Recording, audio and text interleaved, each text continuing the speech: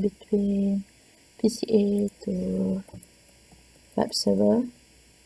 Web server IP address would be 209.165.2.0. So I will try to trace it again. Okay, this is one quite smooth. So as you can see, there is 4 hops in here. So first hop will be in the from router 1 and 2 at 68.1. And next will be the router 2, 10.1.1.2, and next will be the internet 10.100.100.2, and the last two will be the web server 209.165.200.226. So we will try to trace it from the PCB. 09.165.200.226. So the first hop will be from to router 3, and then the next will be the router 2, then internet, and then the web server. And then we will try to see the behavior when the router 3 is not unavailable. I will delete this link, trace it again. Sorry.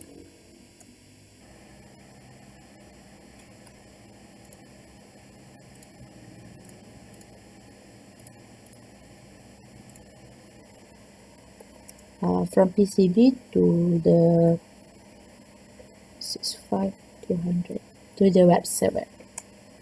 So it's already connected. Okay. And from here, we will try to configure the Hsrp and the standby router. So first thing first, we will configure the R1. I will set up router 1 as the active router.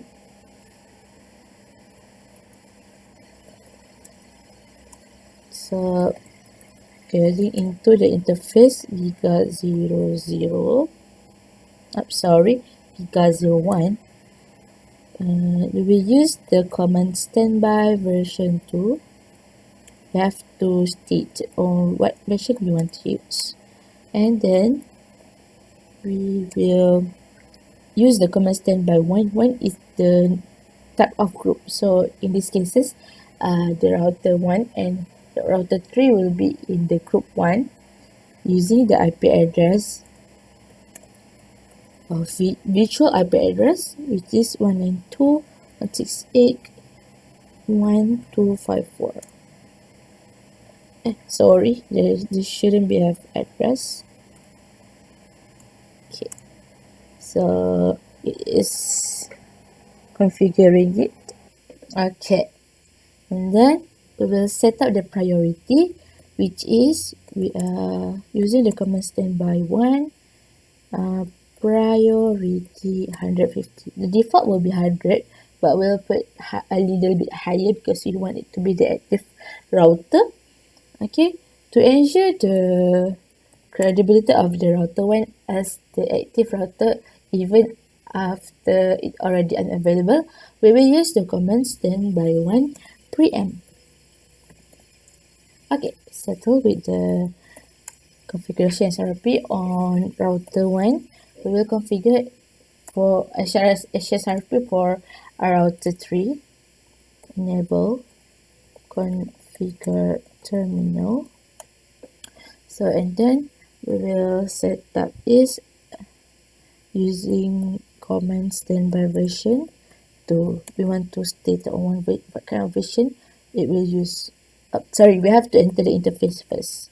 Interface giga 0. This is because at here we are using the giga 0/0. Okay. Okay. And then standby version 2, and then we will config the IP address 192.168.1.254. It is same. It will use the same IP address. Okay, so from here we can figure it back the status of the router after we configure the Hsrp. So using the command show standby, it will actually show you the summary of configuration of Hsrp. So we will see the R1 first. In R1 first, it is stated we are in the group 1, version 2. And for R1, the state is active with the virtual IP address is 192.168.1.254. This is the virtual MAC address, and it is stated that preemption for router 1 is enabled, and then the priority is 150. While in router 3, it states that the state of the router 3 is standby. The virtual IP address is same 192.168.1.254, and then the preemption is disabled. So the IP address for the router 1 is 192.168.1.1, while for IP address of standby router would be 192.168.1.3. Okay. There's also one of way to find the summary of standby, which is show standby brief, where it shows you the simplest way on how to know about the status of standby that you configured just now.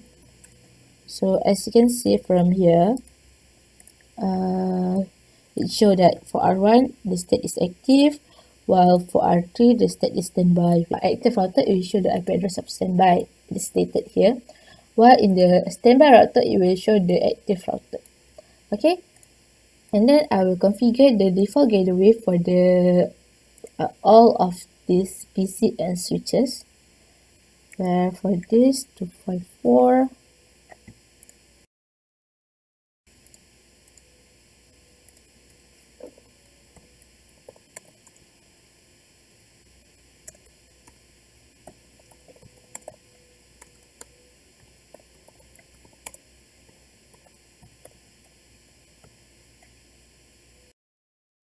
okay, saya configuring the new default gateway for switches and also the PC.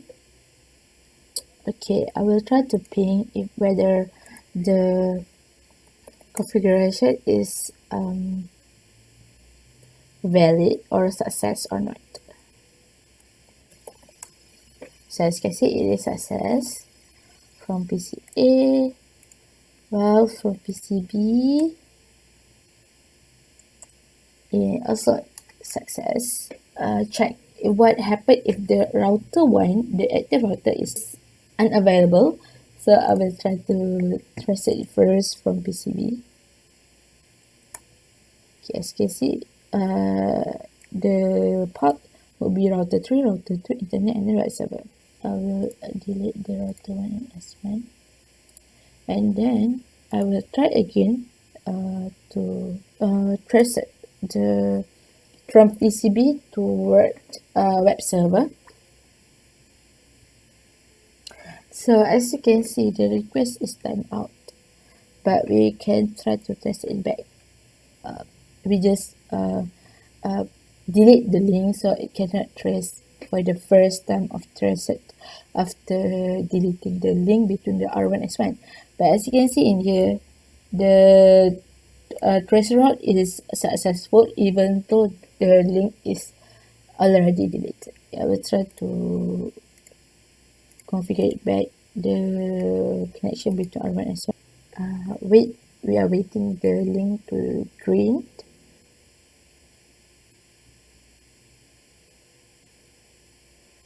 Okay, it might cannot read it back, so I will try to trace it back. So the output of after configuring it with the cable and while not configuring it.